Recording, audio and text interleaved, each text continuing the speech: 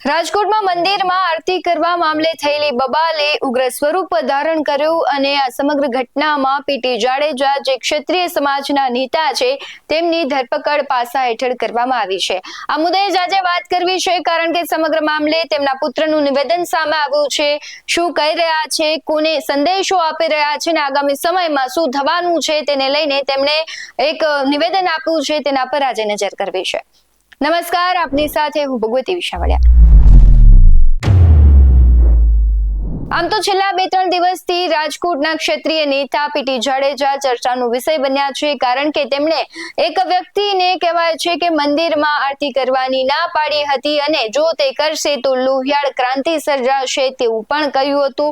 તેમનો audio recording છે તે પણ વાયરલ થયું હતું। ત્યારે પદ્મિની બાવાડા છે તેમની પણ આજે પ્રતિક્રિયા આવી છે અને આજે કહેવાય છે કે ક્ષત્રિય સમાજના લોકો છે, 60 કરતા વધારે લોકો છે તેમની વારે આવ્યા હતા, આવેદન પત્ર આપ્યું હતું, પરંતુ તેમના પુત્રની પણ એક પ્રતિક્રિયા આવે છે। તે શું કહી રહ્યા છે સૌથી પહેલા તેના પર નજર કરીએ। ખોટી રીતે મારા ફાધરને અત્યારે પાસા હેઠળ ધકેલવામાં આવ્યા છે।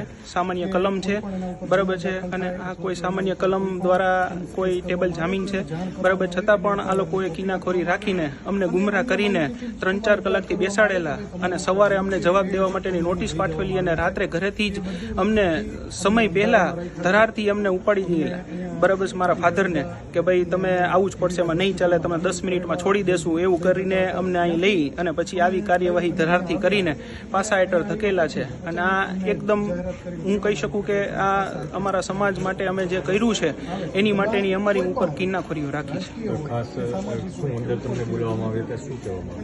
અંદર બોલાવવામાં આવ્યા હતા ત્યારે અમને પહેલા તો મળવા જવા જ નહોતા દેતા, જાય તો 2 મિનિટમાં એમ કે તમે બહાર વયા જાઓ, બરાબર છે, અમારા ફાધર સાથે સરખી વાત ન કરવા દી। અત્યારે બી અમારા ફાધર સાથે વાત ન કરવા દીધી અને કે લઈ જાઓ અને એના કપડાની બધું છે તો એ પણ એમ કીધું કે ભાઈ અમે રસ્તામાંથી અમે જોઈ લેશું, કરી લેશું, બરાબર છે।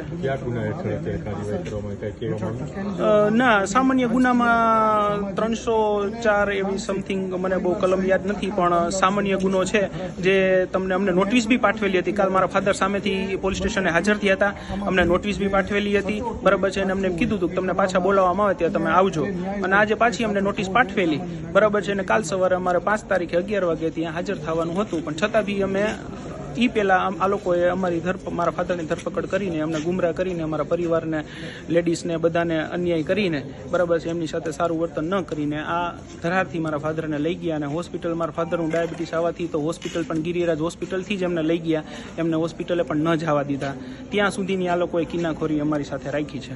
હવે શું માંગ છે? હવે બસ એક જ માંગ છે કે સરકાર આને ન્યાય દેવડાવે, નકર આવનારા સમયમાં અમારો ક્ષત્રિય સમાજ બોડી સંખ્યામાં આમનો જવાબ આપશે એવું અમને લાગે છે।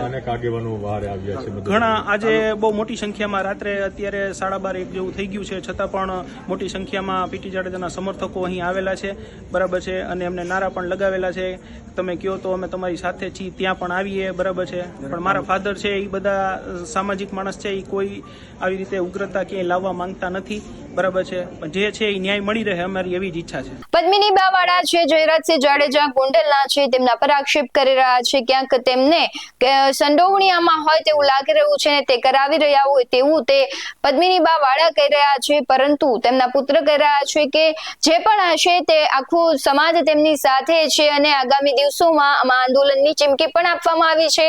ત્યારે તમને શું લાગી રહ્યું છે કમેન્ટ બોક્સમાં જરૂરથી જણાવજો। આવા જ વધુ અહેવાલો સાથે ફરી મળતા રહીશું। તમે અમારી YouTube ચેનલને સબસ્ક્રાઇબ કરવાનું, અમને Facebook અને Instagram પર ફોલો કરવાનું ભૂલશો નહીં। બાકી અમને અપડેટ્સ મેળવવા માટે જોતા રહો BS19 ન્યૂઝ। નમસ્કાર।